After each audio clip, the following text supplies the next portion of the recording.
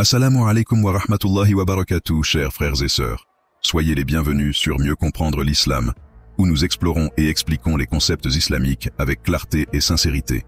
Aujourd'hui, nous allons nous pencher sur un sujet souvent mal interprété et utilisé pour dénigrer notre noble prophète Mohammed, paix et bénédiction sur lui. Il s'agit de la question de l'âge d'Aïcha, qu'Allah soit satisfait d'elle, au moment de son mariage avec le prophète, paix et bénédiction sur lui. Il est crucial de comprendre que ce sujet est sensible et complexe, et qu'il a été malmené à travers le temps par certains qui cherchent à nuire à l'image de l'islam. Nous allons analyser en profondeur, à l'aide de preuves historiques et d'arguments solides, pourquoi ce mariage n'est pas seulement mal compris, mais également décontextualisé par ses détracteurs. Préparez-vous à un voyage détaillé à travers l'histoire et les enseignements islamiques qui vous donnera des outils pour comprendre et défendre cette question cruciale.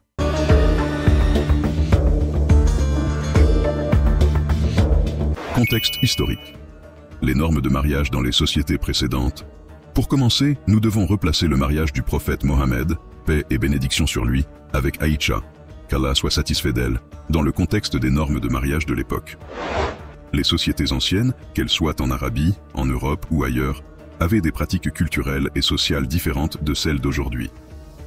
Les jeunes filles étaient souvent mariées dès qu'elles atteignaient la puberté, car elles étaient considérées comme adultes capables de fonder un foyer. Il est crucial de rappeler que la notion d'enfance et d'adolescence telle que nous la connaissons aujourd'hui n'existait pas dans ces sociétés. L'âge était considéré différemment, et la maturité physique et psychologique marquait le passage à l'âge adulte. Dans de nombreuses cultures, le mariage était un contrat social, visant à renforcer les alliances tribales, politiques et familiales. Le mariage d'une fille dès la puberté était une norme, non pas parce que la société dévalorisait les enfants, mais parce que les réalités de la vie, comme l'espérance de vie plus courte et les conditions socio-économiques, imposaient ces pratiques. Par conséquent, juger les pratiques de cette époque à l'aune de nos normes modernes serait un anachronisme. Le mariage du prophète, paix et bénédiction sur lui, avec Aïcha, qu'Allah soit satisfait d'elle, doit être compris dans ce cadre. Il n'était ni unique ni controversé à l'époque. Même les ennemis les plus acharnés du prophète, qui cherchaient constamment à discréditer sa mission, n'ont jamais utilisé ce mariage comme argument contre lui. Cela montre clairement qu'il n'y avait rien de choquant ou d'inhabituel dans cette union aux yeux de ses contemporains. Le calendrier lunaire et la complexité du calcul de l'âge. Pour comprendre cette question plus en profondeur, il est essentiel de prendre en compte les différences dans le calcul du temps entre le calendrier lunaire, utilisé par les Arabes de l'époque, et le calendrier solaire grégorien que nous utilisons aujourd'hui. Le calendrier lunaire comporte environ 354 jours par an, soit environ 11 jours de moins que le calendrier solaire.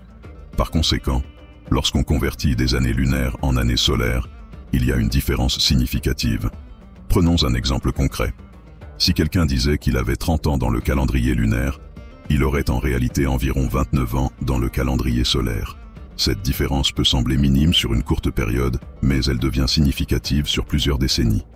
Pour comprendre cela plus en détail, imaginez que sur une période de 10 ans, il y a une différence de 110 jours, soit environ 3 mois et demi. Sur une période de 20 ans, la différence s'élève à 220 jours, soit près de 7 mois.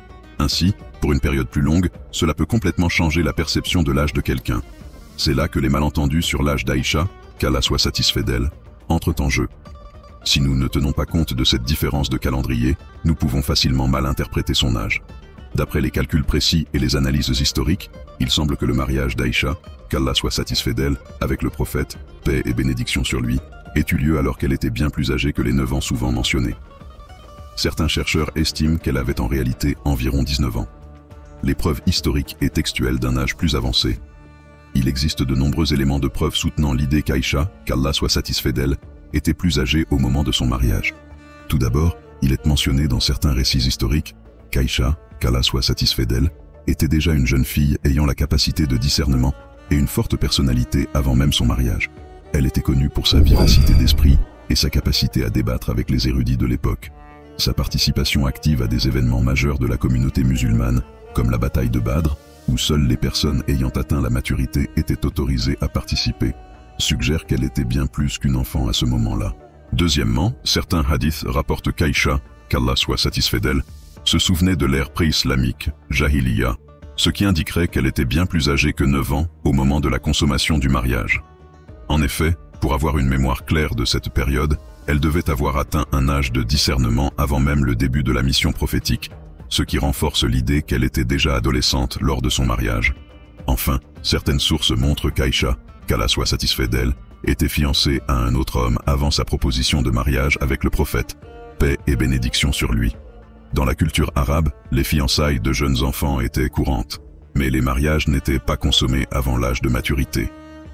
La rupture de ces fiançailles et le mariage avec le prophète, paix et bénédiction sur lui, montrent qu'elle était déjà en âge de se marier selon les normes de l'époque.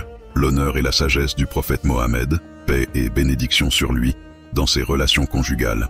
Un autre aspect souvent ignoré dans cette discussion est le traitement que le prophète, paix et bénédiction sur lui, réservait à ses épouses. Contrairement aux pratiques patriarcales qui prévalaient dans de nombreuses sociétés, y compris en Arabie pré-islamique, le prophète, paix et bénédiction sur lui, était un homme d'une grande douceur, respectueux et bienveillant envers ses femmes. Il leur accordait un statut et des droits qui étaient révolutionnaires pour l'époque.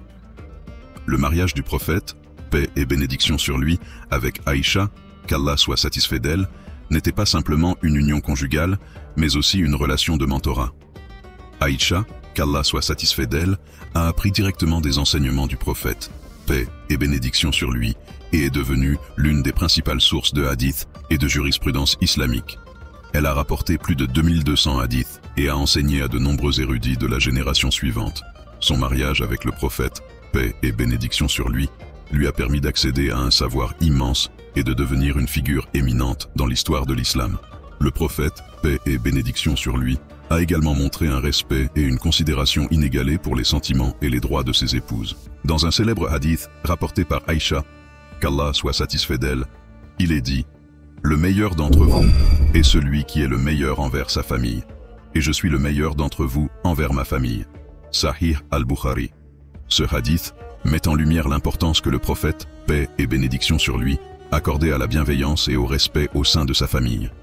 Le prophète Mohammed, paix et bénédiction sur lui, comme modèle de conduite conjugale, le prophète, paix et bénédiction sur lui, n'a jamais imposé quoi que ce soit à ses épouses. Au contraire, il a toujours pris soin de leurs opinions et de leurs sentiments.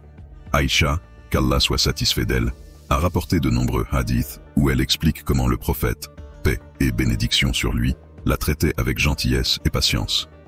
Par exemple, il attendait qu'elle ait envie de jouer pour l'accompagner dans ses jeux d'enfants. Il a aussi encouragé les compagnons à se comporter de la même manière avec leurs épouses, montrant que l'affection et le respect étaient les fondements de la relation conjugale en islam. Il est également essentiel de souligner que le prophète, paix et bénédiction sur lui, n'a jamais cherché à se marier par simple désir personnel. Chacun de ces mariages avait un but bien précis, qu'il s'agisse de sceller une alliance tribale, de protéger une veuve ou de renforcer la solidarité au sein de la communauté musulmane.